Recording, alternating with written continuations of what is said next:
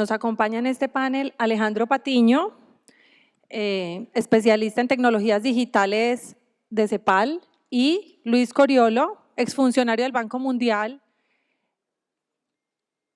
Alejandro, acompáñame a este lado para que no me dejen eso. Bueno, Alejandro es boliviano, vive aquí en Santiago y es especialista en tecnología, coordina desde CEPAL la Agenda Digital para América Latina y el Caribe, que es conocida como ILAC 2018.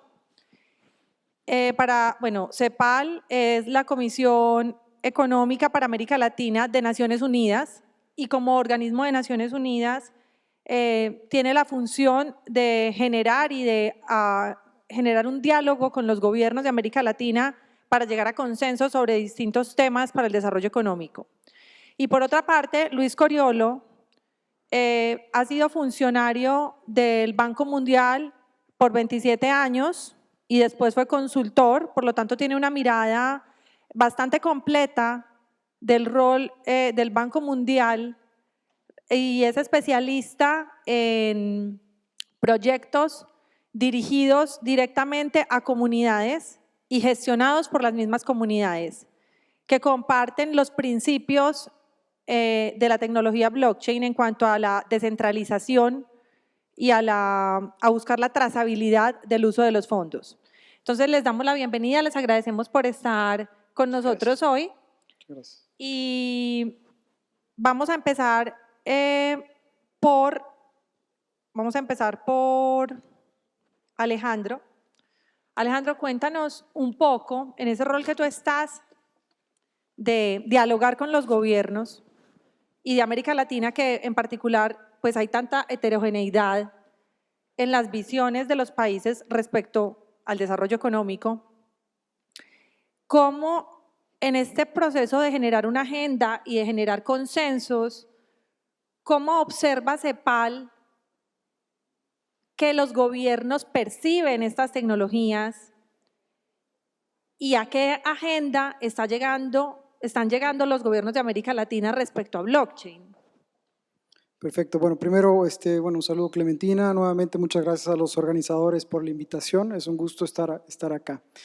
Primero comentarte, como tú bien decías, como parte de las funciones de la CEPAL, se encuentra el tema de coordinación del diálogo político. Y dentro de esa coordinación y facilitación de diálogo político hay un mecanismo que es justamente que se llama la Agenda Digital para América Latina y el Caribe, que es un foro político, multilateral, que ya tiene alrededor de 13 años, donde se reúnen, representantes gubernamentales, sobre todo agencias encargadas, de coordinar la agenda digital país, reguladores del sector de telecomunicaciones, agencias de gobierno electrónico, y debaten cuáles son, un poco los desafíos y las prioridades de la política digital a nivel regional, ¿no?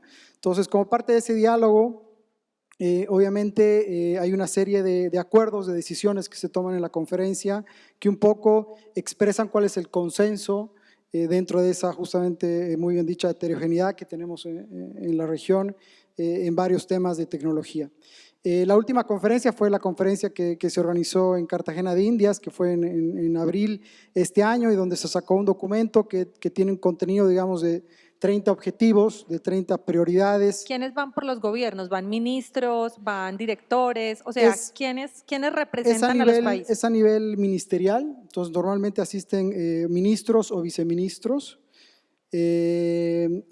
Bueno, la idea justamente de este tipo de mecanismos es llegar a consensos, hacer un ejercicio, de revisión entre pares, de peer review, que se llama, y bueno, identificar, como te decía, cuáles son un poco los desafíos en materia digital a nivel regional. Entonces, en la última decisión, de esta conferencia que se tomó en abril de este año, hay 30 objetivos hacia 2020, en 2020 será la próxima conferencia ministerial, y en esos 30 objetivos se establece muy claramente, la intención de los gobiernos de promover tecnologías emergentes, entre esas obviamente la inclusión de blockchain. algo que en algún momento nosotros habíamos pensado que los gobiernos, digamos, sobre todo cuando tienes diálogos multilaterales con varios actores de diferentes, digamos, estados, que iban a ser mucho más prudentes, ¿no? Tímidos al momento digamos, de proponer este tipo de tecnologías, pero la verdad que han sido muy claros en la adopción y el desarrollo de este tipo de tecnologías, tanto para diseño de servicios públicos, toma de decisiones, ¿no? En el caso de analítica de grandes datos, y sobre todo han hecho obviamente un énfasis en temas de inclusión financiera digital. Cuando dices 30 objetivos, digamos, ¿es una declaración que qué nivel de detalle tiene? ¿Una intención o tiene proyectos específicos o, digamos, cuál es el nivel de continuidad que se le da al desarrollo de un objetivo en esa agenda? Bueno, obviamente es un consenso, digamos, multilateral. Entonces, ya en la aplicación de ese consenso, obviamente tienes un nivel, digamos, nacional. Y ahí es justamente la adopción del país que acepta, digamos, ese consenso, firma ese acuerdo en adoptar esas prioridades y obviamente traducirlas en políticas nacionales, pero también hay obviamente una serie de programas y proyectos a nivel regional, ¿no? Donde ahí nosotros, digamos, la CEPAL trata un poco de incentivar, identificar cómo se pueden generar sinergias, cómo se pueden trabajar proyectos en conjunto y bueno, justamente tratar de promover esos 30 objetivos, esas 30 prioridades en materia de política que se identifican. Si alguien quisiera encontrar esos 30 objetivos, ¿dónde los encuentra? ¿Dónde le puede dar seguimiento a la agenda? Ahí están publicados en un sitio web, ese es, bueno, si se busca Agenda Digital para América Latina y el Caribe, ILAC 2020, hay un sitio web donde, bueno, ahí se puede encontrar, digamos, la información de la plataforma, las decisiones que se han adoptado en la última conferencia. Y, bueno, Y en la alguna otra siguiente información conferencia, ¿la relativa. conferencia son cada 2 años? Más o menos cada 2 años, ¿no? El plazo se adopta justamente en la misma conferencia y la próxima será en 2020.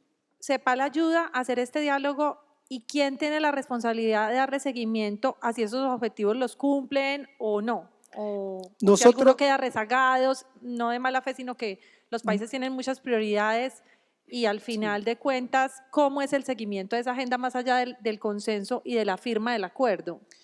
nosotros hacemos, digamos, un monitoreo en base, un monitoreo cuantitativo y cualitativo digamos, de los objetivos, y esa revisión se presenta en la siguiente conferencia ministerial y se toma como contribución e insumo para la revisión nuevamente, digamos, de este tipo de acuerdos. ¿Es un trabajo en el que participan otros organismos multilaterales o solamente es CEPAL con los gobiernos? Participan también otros organismos multilaterales, participan también actores del sector privado, gremios empresariales, sociedad civil. Si bien obviamente es un diálogo multilateral, dentro, digamos, del diseño de gobernanza hay espacio para que otros actores puedan participar como observadores justamente de este proceso y hacer también, digamos, aportes a estos consensos. ¿En blockchain específicamente hay algún nivel de detalle ya o está todavía de una forma general? ¿Qué nos puedes contar en este? Yo diría que está todavía en una etapa bastante general. Como te digo, apunta a apoyar el diseño de la provisión de servicios públicos por un tema y por el otro al tema de la inclusión financiera digital. Pero todavía no ha llegado, digamos, a un nivel de detalle mayor, de compromiso mayor o con, digamos, algún grado de especificidad por algún tipo de tal vez regulación o algún otro tipo de compromiso, ¿no? Muy interesante. Muchas gracias, Alejandro. Vamos a conocer ahora la experiencia de Luis.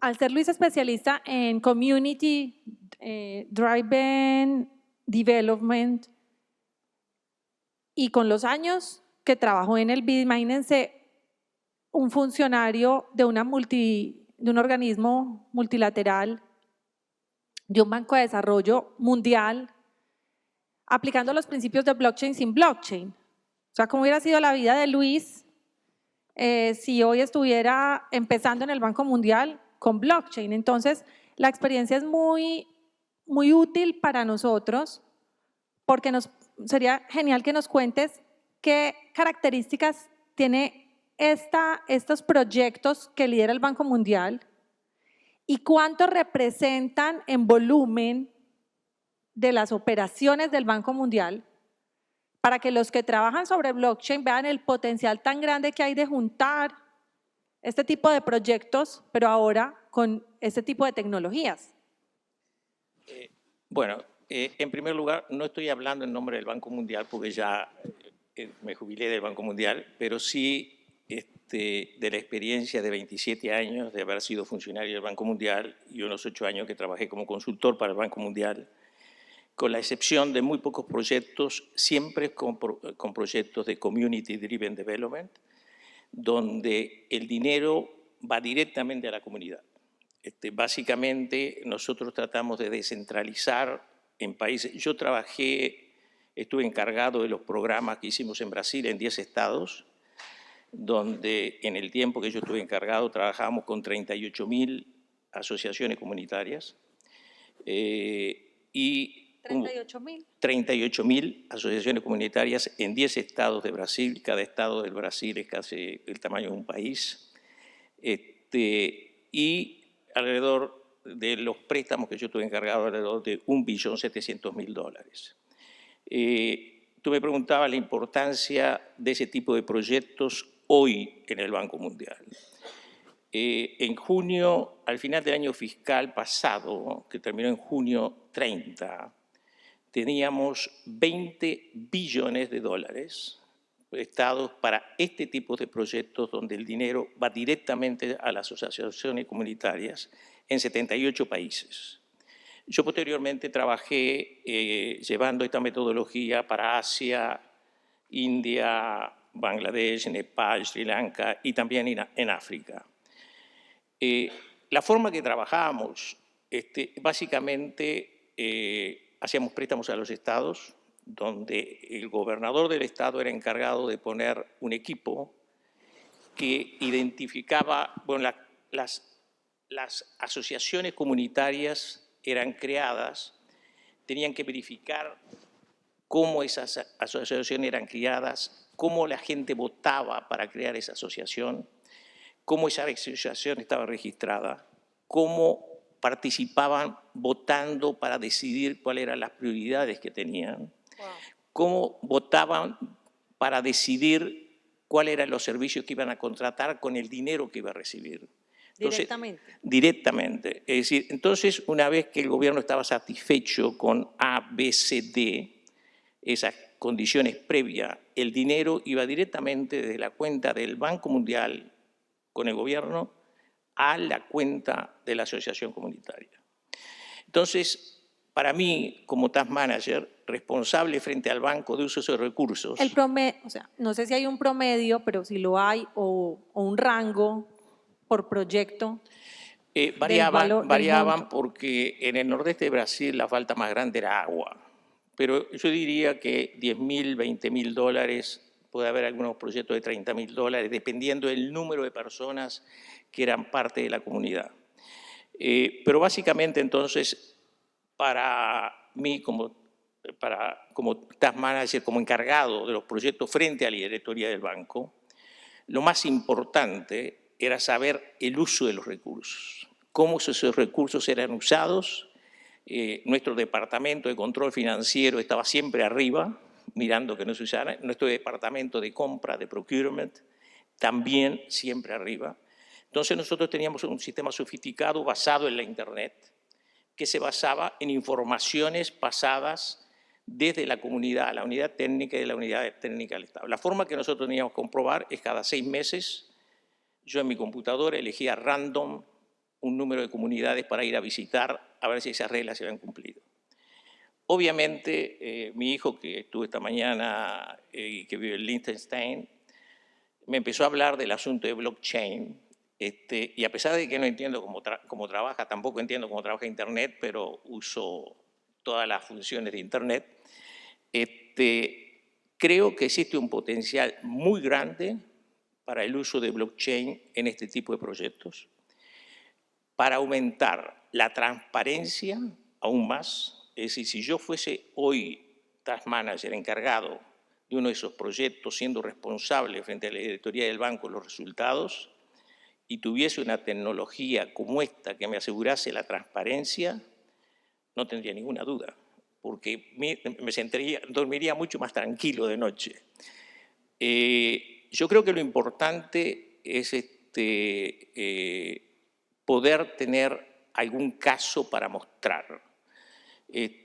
Con mi hijo estamos planteando, y con gente del banco, estamos planteando comenzar un piloto en un proyecto de 60 millones de dólares en Brasil, para ver cómo es que funciona. Hoy, esta mañana, la gente de Buenos Aires estaba hablando de cómo funcionaba el proyecto. Lamentablemente, la parte de la identificación, cómo es que funciona la identificación. El problema de los celulares no es problema, ni en Brasil, ni en India, ni en Bangladesh, porque aunque no tengan $200 por año, teléfonos celulares en el campo hay. Entonces, ese no me presenta el problema. Lo que sería importante demostrar es cómo funcionan las distintas etapas de blockchain. Cómo es que cada persona, cómo es que yo sé que José, Pedro, Andrés y una serie de otros nombres son los integrantes de la comunidad, cómo yo sé que todos ellos participaron en la elección del proyecto, cómo yo sé que ellos votaron para decidir tal cosa, y cómo yo sé que los recursos que recibieron fueron usados en la forma que el proyecto que fue presentado decía que iban a ser usados. Entonces, si blockchain puede hacer eso, existe un potencial enorme en términos de este tipo de proyectos, pero creo que para el banco, y no estoy hablando por el banco ahora, pero conociendo el banco por 27 años y conociendo a los encargados de proyectos y las responsabilidades que tienen, creo que existiría una posibilidad enorme del uso de blockchain en este tipo de proyectos, fundamentalmente por lo que he escuchado a través de las posibilidades de dar transparencia y bajar los costos. Bueno, en el panel que tuvimos recientemente ya vimos casos concretos del gobierno de Chile como usuario de tecnología blockchain, y esto fue en alianza con el BID, como bien lo mencionaron en los dos casos, financiado por un organismo multilateral. Entonces, lo que tú estás diciendo es perfectamente viable. Si lo logran hacer en Brasil con el Banco Mundial, vamos a estar pendientes Vamos a tratar de a la próxima BitConf. Sí, vamos a tratar de desarrollar un piloto para ver exactamente cómo funcionan todos esos detalles que blockchain dice que puede hacer. Porque yo creo que lo importante es tener casos para mostrar, porque Claro. si no tenemos casos para mostrar es difícil de convencer, pero si tenemos casos para mostrar… Y todos estos casos justamente o sea, sería muy interesante en el mismo diálogo que genera CEPAL llevar todos estos casos para que, además de que ya gracias a Dios está en la declaratoria de los 30 objetivos, pues pase también a incentivar, y lo que decían ahorita tan clave los mismos funcionarios del gobierno de Chile, de educar a los funcionarios de los gobiernos de América Latina y el Caribe para entender la tecnología, porque cuando ellos entiendan la tecnología, entonces van a ser usuarios mucho más fácil y van a ser unos abanderados de impulsarla. Cuéntanos también, Alejandro, si CEPAL tiene estudios, análisis, además del diálogo que generan, que es muy valioso, si ustedes ayudan mediante el trabajo que tienen como de gestores de conocimiento a que los gobiernos entiendan a la tecnología y sus desafíos y sus potencialidades. Sí, justamente nosotros, digamos, para cada conferencia generamos, digamos, contribuciones sustantivas para facilitar ese diálogo político. En la conferencia en Cartagena hubo un documento que justamente tenía todo un capítulo sobre tema de blockchain, que justamente se desarrolló con parte de los organizadores de este evento. Y que bueno, que en ese documento se hace toda una descripción conceptual del blockchain y bueno, una revisión, digamos, de la nomenclatura técnica para tratar justamente de acercar la tecnología al diálogo político, que creo que es clave. Pero obviamente, digamos, coincido en que falta mucho todavía por hacer. Creo que todavía hay que incentivar tal vez desvincular las criptomonedas de la tecnología de blockchain y, digamos, la aplicabilidad para otro tipo de soluciones. Creo que eso también es importante. Creo que también la manera en que podemos generar probablemente guías para el desarrollo de proyectos de blockchain en el sector público, creo que también es muy importante. Hay muchos temas que todavía desde el diseño, digamos, de las soluciones tienen que facilitarse, ¿no? Obviamente en el diseño de redes, digamos, justamente estamos hablando de redes permisionadas, redes privadas, muchos temas de los mecanismos de consenso que bueno, creo que es necesario guiar, digamos, compartir experiencias, seguir generando, digamos, prototipos, pruebas de concepto. Recientemente el OSD hizo una revisión de casos de desarrollo de proyectos de blockchain para el sector público a nivel mundial, y de 202 casos identificó 8 en América Latina y el Caribe, en 6 países, y de esos 8, solamente 3 se encontraban en una etapa, digamos, de desarrollo o de implementación. El resto todavía eran pruebas de conceptos, etapas conceptuales. Entonces, creo que para escalar justamente ese desarrollo es necesario facilitar, digamos, instrumentos para que a los servidores públicos les sea más fácil, más entendible, digamos, el diseño de este tipo de soluciones, ¿no? Bien. Si me perdonas, en términos de la educación, yo creo que ese es un punto básico para ustedes que están trabajando en blockchain. Yo voy a tratar de organizar con los gerentes de esos proyectos que hoy suman 20 billones de dólares en 78 países, una presentación de gente de blockchain en el Banco Mundial en Washington en marzo. Bien. Porque Estás yo creo retirado, que… pero no tan retirado. No estás tan retirado. No, porque obviamente después de haber trabajado tantos años, conozco a la gente, por lo menos que está trabajando en este sector de Community Driven Development. Y yo creo que lo que tú mencionabas, la parte de educación, la gente no sabe lo que es. Además, viven el día corriendo, no tienen tiempo para La eso. gente no entiende, la gente lee una noticia y entiende otra cosa, o sea, es increíble. Sí, porque además asocian blockchain a la otra B, como decían, y se han escrito muchas cosas, y yo creo que la cosa importante para ello es la parte de la tecnología de blockchain. Entonces, yo creo que ese punto que tú levantabas de la educación es una función súper importante de las personas que están trabajando en esta área. Sí, y entonces dinos cómo te podemos ayudar para el evento de marzo.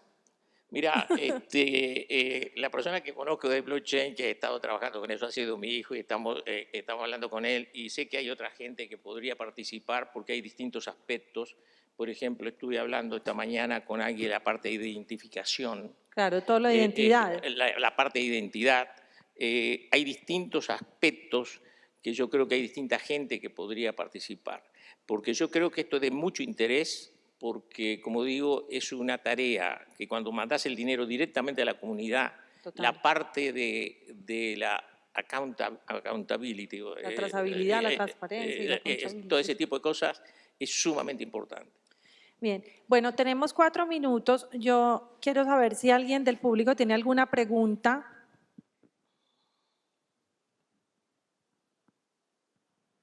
¿No hay preguntas? ¿Todo muy claro?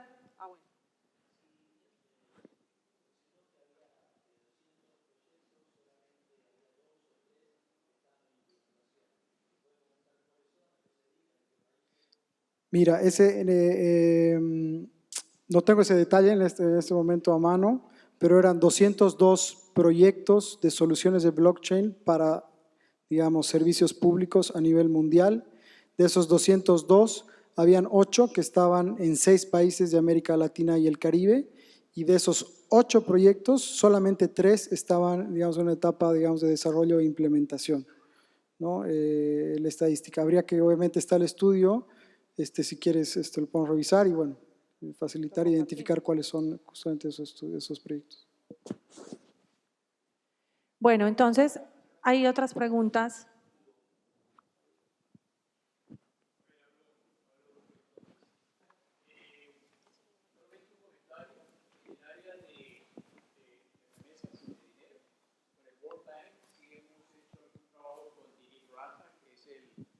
Puede hablar más fuerte. Gracias. Con Dilip Ratha en el World Bank sí hemos hecho algún trabajo de blockchain para esa área de remesas e inclusión financiera. Y en el área del SEMLA, que es quien yo sé que tiene una relación muy directa con CEPAL. SEMLA trabaja con bancos centrales de toda Latinoamérica también. Se ha hecho algún trabajo en esa área de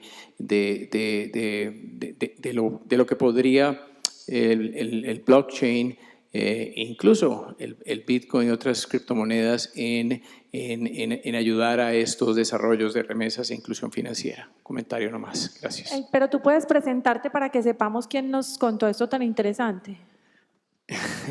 Gracias. Hugo Cuevas Mor. Yo hago el panel más tarde, como a las 5:45 sobre Propaganda. remesas. Bueno. Para que no se lo pierdan. Gracias. Gonzalo Blowson de Signatura. Pero no me mandas al frente así. No. Estabas alzando la mano.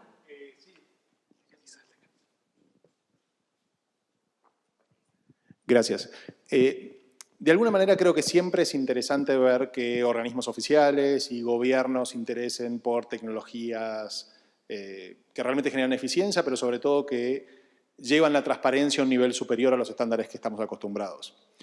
Pero muchas veces, o al menos comento mi experiencia, porque quiero ver si comparten, muchas veces cuando tenemos esta comunicación con gobiernos, la primera solución que ven, dicen, uy, sería muy bueno aplicarlo para poder tener más información de los ciudadanos o poder traquear más las operaciones de los ciudadanos en vez de decir, no, vamos a usarla primero nosotros para ser más transparentes. ¿Esto lo ven generalmente o es un caso que quizás tuve mala suerte y siempre que tuve reuniones con gobiernos vimos más predisposición para usar esta tecnología para poder manejar la información de los ciudadanos que para poder transparentar la propia? Alejandro, Bueno, ¿qué? la verdad que no, desde, digamos, nuestra experiencia y el foro que coordinamos, más bien todo lo contrario, ha habido una, como te digo, apertura a incorporar este tipo de tecnologías en política. Y lo otro, en esta última conferencia hubo varios acuerdos muy explícitos al tema de privacidad y ciberseguridad. Bueno, obviamente porque había todo un contexto que, bueno, no vale al caso, digamos, acordarnos de eso, pero que hubo un llamado muy importante a esto también. Entonces, no sé si fue tal vez un caso aislado. Nunca faltan las malas intenciones, obviamente. Bueno, la tecnología no siempre es neutra, pero bueno. Bueno, hay una última pregunta para poder, de Gaby Kurman. Una pregunta, Clemen. Dado la importancia que tienen los organismos multilaterales y todo el valor que podrían aportar si entendiesen o se involucrasen más a fondo en todo lo que tiene que ver con la tecnología blockchain. Ustedes que estuvieron tantos años adentro, ¿no? Y los conocen muy bien, ¿hay algunos tips que nos puedan dar de cómo abordarlos si queremos desarrollar algún caso de uso con ellos? ¿Conviene entrar por bien arriba? ¿Conviene ir a la gente de campo? ¿Conviene algún tipo de uso? Abordarlos primero, algunos tips que nos puedan dar. Yo diría que las personas más interesadas son los gerentes de proyectos, personas como lo que era yo, un task manager. ¿Por qué? Porque ellos son responsables frente a la institución por el proyecto que ellos presentaron y que están supervisando. Por eso es que yo digo que una presentación, hay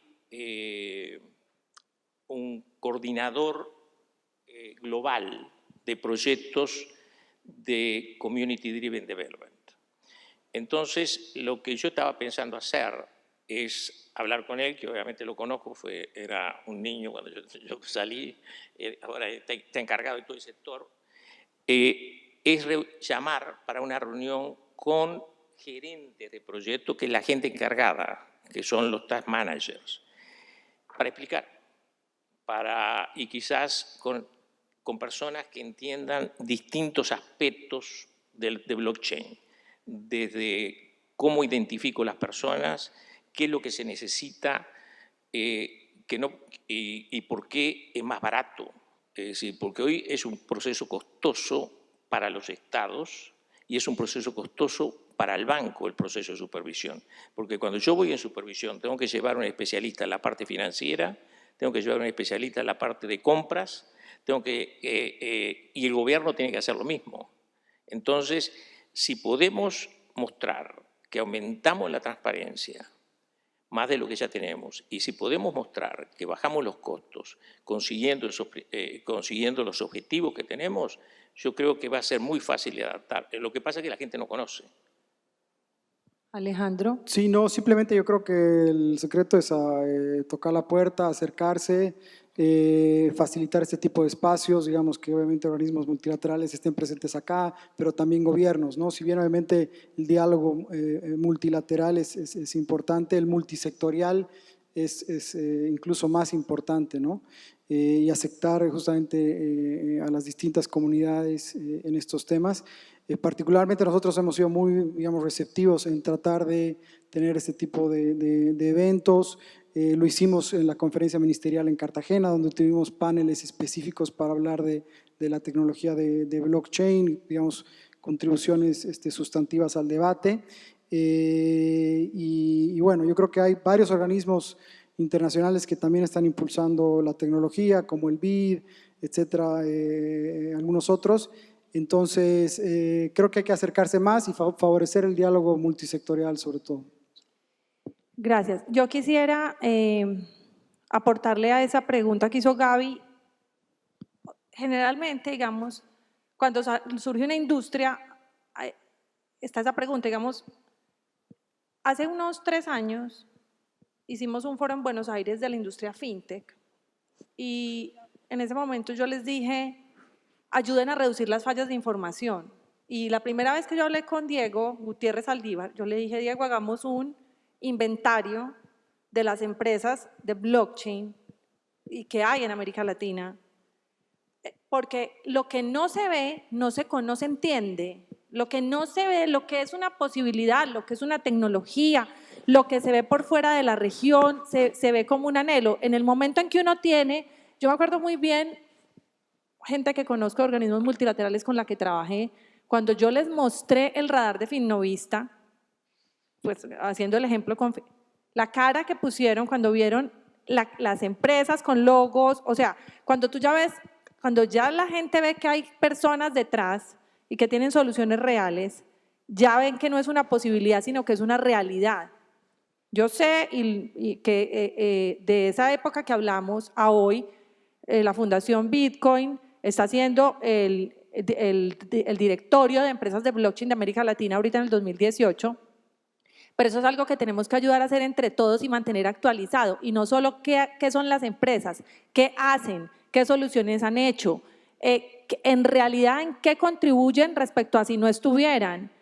Si nosotros tenemos esas cifras, los funcionarios públicos entienden más fácil las posibilidades que hay con esta industria, y los funcionarios de multilaterales también, porque ya pasa a tener nombre, cara y actores reales que en este momento sin el directorio y sin reducir esas fallas de información es más complicado de explicar, porque ahí uno ya sabe a quién llama y cómo se organiza. Y en ese momento también conté que cuando habíamos ido a Bogotá, los de la unidad de regulación financiera me habían llamado en unas funciones que yo tenía antes en organismo multilateral y me habían pedido que ayudáramos a que existiera la Asociación FinTech de Colombia porque necesitaban un interlocutor como gobierno para sentarse a la instancia de diálogo de la que hablaba ahorita Catalina Munita. Los gobiernos necesitan, primero, reducción de fallas de información, lo mismo que las multilaterales. Segundo, interlocutores con representación de la industria, no muchos alzando la mano para querer enloquecer al gobierno, sino una representación que tenga el respaldo de toda la industria. Eso es lo complejo, pero eso es lo valioso. Y así como uno quiere que los gobiernos tengan un consenso público, los gobiernos y las multilaterales quieren que la industria tenga un consenso de industria para poder generar un diálogo donde se entiendan y donde hagan regulaciones habilitadoras o no regulaciones, para que no salgan Frankenstein. Y por otro lado, entonces, reducir fallas de información y llegar a la gente clave. Para las multilaterales, acá se habló 7.000 veces hoy, en estos 30 minutos, de la palabra gobierno. Las multilaterales sienten que tienen que ayudarle a los gobiernos a hacer su tarea, son socios de los gobiernos. En la medida en que haya más casos como Chile Compra y como la Comisión Nacional de Energía, si los gobiernos piden blockchain, ninguna multilateral le va a decir que no. Porque ellas quieren ayudar a los gobiernos a hacer GovTech y hacer una mayor productividad de los gobiernos y mayor eficiencia del gasto público. Entonces, esos son objetivos comunes de la gente de blockchain y de la gente de las multilaterales y de la gente del gobierno. Entonces, más casos como esos necesitamos urgente. Y hay otra palabra que sale en todo esto todo el tiempo, inclusión. Inclusión financiera, inclusión. Bueno, más proyectos como los de la Villa. Con eso quedamos, mejor dicho, bordeados. No pueden decir que no. O sea, ahí no se van a querer sentir out. Todos se van a querer montar en la industria blockchain. Y van a entender más las noticias cuando las lean, como para pasar de no hacer un escándalo. A mí me mandan unos copy-paste los que no entienden que mira, ya se va a acabar eso. No se va a acabar, esto es imparable. La tecnología blockchain es imparable y lo que tenemos que hacer es que entiendan todos que es imparable. Bueno, perdón por haber participado en la respuesta de eso porque yo era moderadora, pero muchas gracias por habernos acompañado en este panel. Gracias.